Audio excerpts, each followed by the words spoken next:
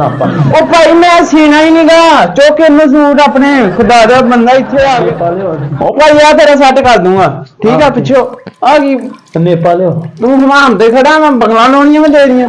ਭਾਈ ਨੇ ਨੇਚਾ ਲਾਉਣਾ ਵੇਖੋ ਆ ਘੇਰਾ ਨਾ ਜਿਹੜਾ ਥੋੜਾ ਖੁੱਲਾ ਕਰ ਦੇਣਾ ਵਾ ਉਹ ਤੂੰ ਛਦਾਈ ਲੱਗਣ ਲਿਆ ਮੈਨੂੰ ਮੈਂ ਸੀਣਾ ਹੀ ਨਹੀਂ ਮੈਂ ਨਹੀਂ ਸੀਨੇ ਸੁਣੇ ਕੱਪੜੇ ਅੱਗੇ ਟਾਈਮ ਨਹੀਂ ਮੇਰੇ ਕੋਲ ਭਾਈ ਆ ਚੁੱਕ ਕੇ ਇੱਥੇ ਟਿੱਬਾ ਲਾਤਾ ਆ ਕੇ ਸੂਟ ਸੀਨੇ ਮੇਰਾ ਉਹ ਇੱਥੇ ਤੇ ਪਹੁੰਚਾ ਸੀਨ ਦਾ ਟਾਈਮ ਹੀ ਨਹੀਂਗਾ ਉਹ ਬੰਦੇ ਦਾ ਵਾ ਸਿਰਫ ਕੀ ਕਰਨਾ ਉਹਨੇ ਸੂਟ ਹੀ ਤੰਗ ਕਰਵਾਉਣਾ ਵਾ ਤੇ ਉਹ ਵੇਲੇ ਸਵੇਰ ਦਾ ਬੈਠਾ ਟਾਈਮ ਨਹੀਂ ਲੱਗਣਾ ਭਾਈ ਟਾਈਮ ਹੈ ਨਹੀਂਗਾ ਸੀ ਲੋ ਭਾਈ ਨਾ ਉਹ ਭਾਈ ਹੈ ਨਹੀਂ ਟਾਈਮ ਪਤਾ ਨਹੀਂ ਕਿੱਥੋਂ ਆ ਗਿਆ ਇੰਨਾ ਏਜੰਟ ਇਹ ਸੂਟ ਇਕੱਠੇ ਮੈਂ ਸਾਰੇ ਬਰਾਤ ਦੇ ਗਏ ਗੱਲ ਸੁਣੋ ਇਹ ਨਾ ਸੀ ਲੋ